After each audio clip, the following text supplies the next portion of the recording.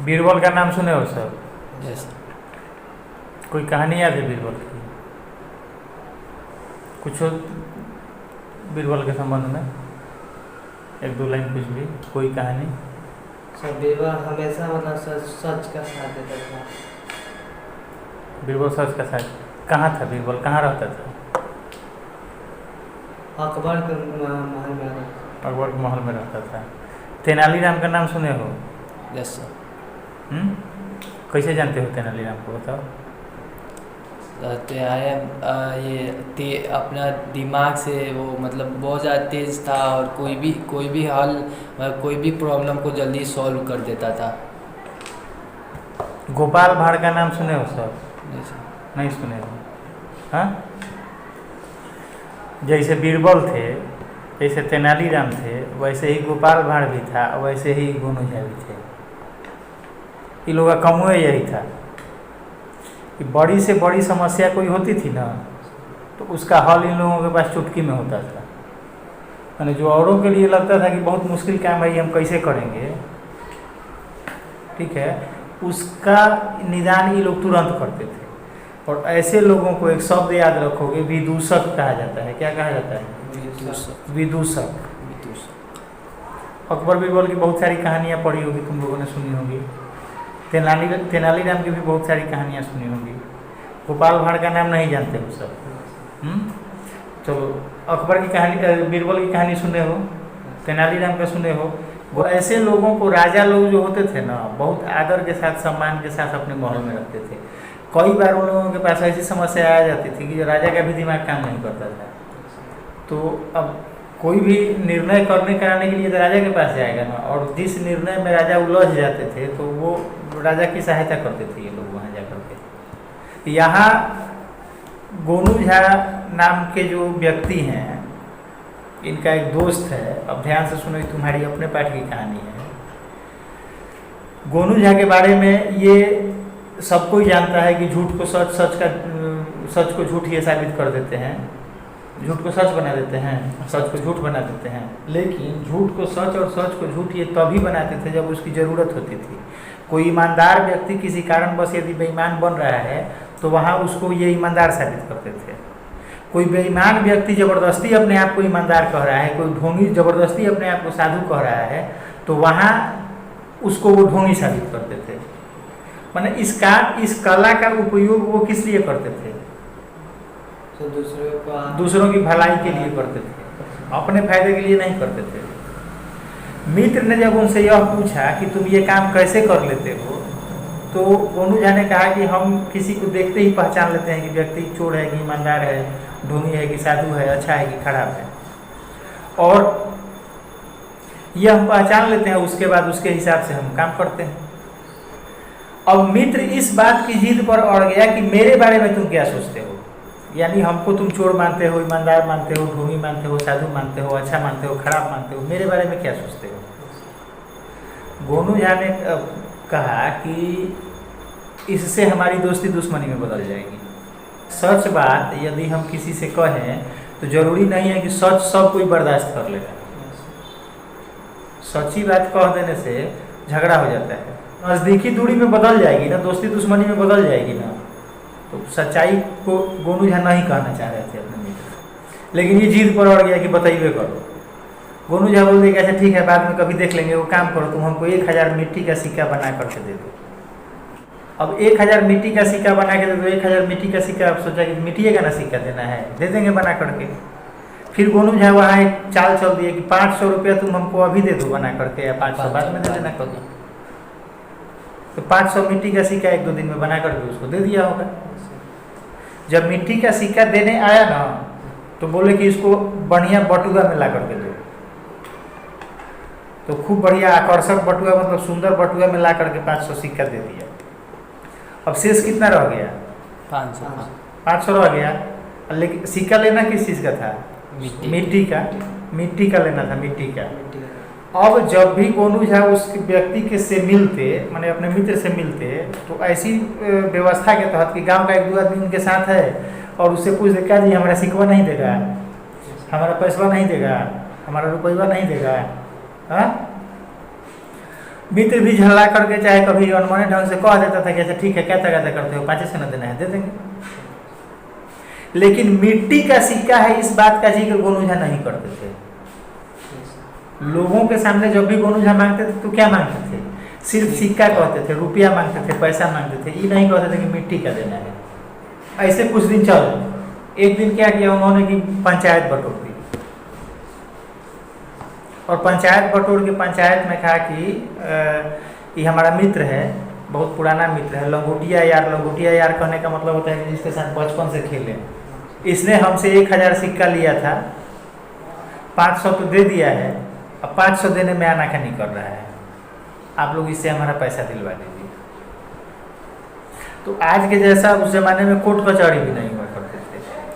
उस समय थी हुआ करता था पंचायत। हाँ, उस समय पंचायत में ही अपनी बातें रखी जाती थी और पंच जो निर्णय कर दिए वही मानना होता था। अब गोनू झा के मित्र का माथा ठनका एक ही बार, दिमाग घूम गया उसका कि भाई इससे हमने कब उधार लिया है पैसा। और जब मित्र ने सच्ची बात कही कि हमने तुमसे पैसा कहाँ लिया है, बात तो मिट्टी के सिक्के देने की हुई थी, तो गोनू झा ने वो बटुआ दिखाया कि अच्छा ये बात पंचों से कि ये आकर्षक बटुआ में मिट्टी का सिक्का लेकर के हम बच्चा है कि खेलेंगे। झूठा साबित हो गया ना उसका मित्र वहाँ, जबकि था क्या वो सच्चा। झूठ तो गोनू झा बोल रहे थे, लेकिन झूठा साबित कौन हो गया? सच्चा उसका मित्र साबित हो गया ना। और पंचों ने ये फैसला दे दिया कि नहीं, तुम आकर्षक बटुए में जब इसको सिक्का दिए होगे तो निश्चित रूप से मिट्टी का नहीं दिए होगे, सोना का सिक्का होगा, चांदी का सिक्का होगा, चाहे असली सिक्का होगा, जो भी चलता होगा उस समय। तुम 500 सिक्के वापस करो, नहीं तो सूद समेत वापस करना पड़ेगा। अब पंचायत की बात थी, पंचों में फैसला हुआ, उसको देना पड़ा 500 सिक्का।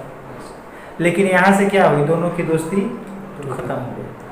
नहीं, झूठा बेईमान मक्कार जितना उसको कहना था, किसको? मित्र ने अपने गोनू झा को जितना कहना था उतना कहा और दोनों की दोस्ती खत्म। उसकी किराने की दुकान थी, अब सोचो कि किराना की दुकान चला करके बेचारा कितना पैसा कमाता होगा, एक बार उसको 500 रुपये दंड देना पड़ा। ये भी तो ये बात भी तो सामने आई। और ठगा किसके द्वारा गया? अपने मित्र के द्वारा गया था। दोस्ती खत्म यहाँ से। गोनू झा पहले बोले थे कि दोस्ती दुश्मनी में बदल जाएगी, बदल गया दोस्ती दुश्मनी में। एक दिन फिर देख रहा है कि गांव के जितने भी गणमान्य लोग हैं, चाहे मैंने अच्छे लोग नहीं, मातहत शब्द का प्रयोग किया गया इसमें, गांव के अच्छे लोग, संभ्रांत लोग, वो सब कोई फिर आ रहा है दरवाजे पर। फिर इसका माथा ठन, फिर गोनू चाल चल दिएगा। अब डर के मारे दुकान में छोड़ के भागने लगा। पीछे से गोनू झा को भी आते देखा तो लगा कि फिर कोई चाल चलेगा ही, दुकान छोड़ के भागने लगा। तो गोनू झा ने पंचों से कहा कि उसको बुलाइए। उसको बुलाया गया। गोनू झा ने वहाँ उसका 500 असली सिक्का जो था बड़ी पंचायत में वापस किया। लेकिन यहाँ अब एक चीज़ तुम बताओ कि गोनू झा चाहते तो वो पैसा उसको अकेले में भी वापस कर सकते थे, दे देते अकेले में। झूठ का सच जब साबित हो गया ना, चाहे सच का झूठ जब साबित हो गया, उसका गोनू झा का मित्र झूठा बन गया। 2 दिन के बाद गोनू झा जाते, चाहे उसी दिन शाम में जाते और कहते कि लो अब देख लिया ना हम कैसे करते हैं, ये अपना सिक्का ले। लेकिन फिर इस काम के लिए दोबारा उन्होंने सभी लोगों को क्यों बुलाया? उनका बेइज्जती जो हुआ था वो ठीक हो जाए, मतलब जो बेइज्जती हुआ था सर वो बेइज्जती ना हो, इसलिए दोबारा बुलाया। तुम बताओ सर। इसलिए हुआ कि उसका पूरा बेइज्जती हुआ और ऊपर से उसका किराना दुकान था, तो मतलब उसका किराना दुकान था तो सब लोग उसको बुरा भला कहा था कि ठगता ही करता है वो करता है, तो फिर उसे किराना दुकान भी नहीं चलता, इसकी वजह से बुलाया था सर। अच्छा, उसका दुकान में मार खाया था? नहीं समझ, दुकान भी मार खाता था और उसका मतलब उसका भी बेइज्जती होता कि वो बेईमान है, और ये वो पूरा उसी की वजह से। भौरी पंचायत में सही जवाब है। भौरी पंचायत में उसकी प्रतिष्ठा गई थी ना। भौरी पंचायत में ना बेईमान साबित हुआ था, झूठा साबित हुआ था, पैसा लेकर के नहीं देने वाला साबित हुआ था। अकेले में देता था सर, कोई देखता नहीं था, आके में वो उसका ऊपर वो रह ही जाता। जो उसके ऊपर इल्जाम लगा वो तो लगा ही रह जाता था।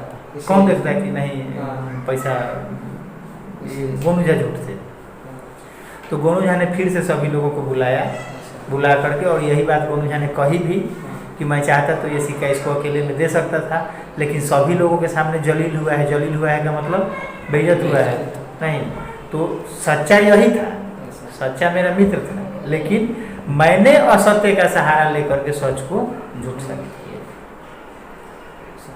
क्योंकि इसको ये जानने की तेजी थी, जल्दी थी, बेचैनी थी कि हम ये काम कैसे कर लेते हैं, सच को झूठ और झूठ को सच हम साबित कैसे करते हैं। इसके बाद दोनों मित्र आपस में मिल गए। बहुत दिनों से बातचीत बंद थी, नहीं बातचीत बंद थी, तो रोते हुए दोनों आपस में मिले, लेकिन ये आंसू जो थे वो खुशी के थे, गले मिल गए। शिक्षा इस कहानी से हमको सबसे बड़ी यही मिलती है कि यदि कोई व्यक्ति आपसे कुछ छिपाना चाहता है, कुछ राज है, कुछ छिपाना चाहता है, तो जबरदस्ती उसको जानने की कोशिश नहीं करनी चाहिए। इससे आपका नुकसान हो सकता है। कोई बात यदि आपका अपना कोई करीबी, अपना कोई मित्र या अपना कोई सगा संबंधी आपसे कुछ छिपा रहा है और नहीं बता रहा है, जबरदस्ती उस राज को जानने की कोशिश मत कीजिए। हो सकता है कि वह आप ही के फायदे के लिए आपसे वो बातें छिपा रहा हो। जबरदस्ती जिद करके जानिएगा तो ऐसा संभव है कि उससे आपका नुकसान हो जाए, ये नहीं करना चाहिए। दूसरा चीज़ कि यदि कोई ईमानदार व्यक्ति किसी कारणवश बेईमान साबित हो रहा है तो वैसे तो झूठ नहीं बोलना चाहिए, लेकिन वहाँ झूठ का सहारा लेकर के उसको बचा लेना चाहिए। यदि कोई ढोंगी जबरदस्ती साधु बनने की कोशिश कर रहा है, ठीक है, झूठ का सहारा लेकर के, तो वहाँ उसके झूठ को उजागर कर देना चाहिए। तो यही है कि अपना दिमाग भी होना चाहिए, अपनी सोच भी होनी चाहिए, अपनी समझ भी होनी चाहिए कि क्या उचित है क्या अनुचित है, इसका निर्णय करें। और दिमाग एक जैसा सब किसी का काम नहीं करता है। सच और झूठ का फर्क सभी लोग जानते हैं। चोर बेईमान में अंतर सबको पता है, अच्छा खराब सबको पता है, लेकिन अब सबका दिमाग एक जैसा काम नहीं करता है। कोई उस पर जल्दी सोच लेता है, कोई देरी से सोचता है।